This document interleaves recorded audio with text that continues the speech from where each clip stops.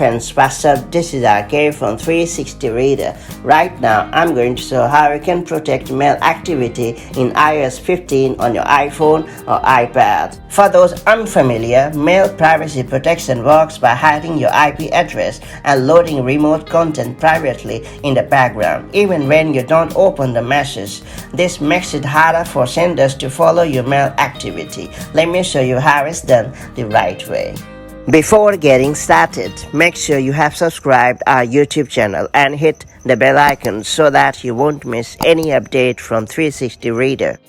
First off, launch Settings app on your iPhone or iPad. After that, scroll down and then choose Mail. Then tap on Privacy Protection located under Messages section. Then all you have to do is simply turn on the toggle right next to Protect Mail Activity. That's pretty much it. So that's the way you can enable privacy protection for mail in iOS 15 on your iPhone or iPad. If you have found this video helpful, make sure to like and share it, and I'll see you in the next video with more such helpful tips and tricks. Till then, stay safe and have a great time. Bye bye.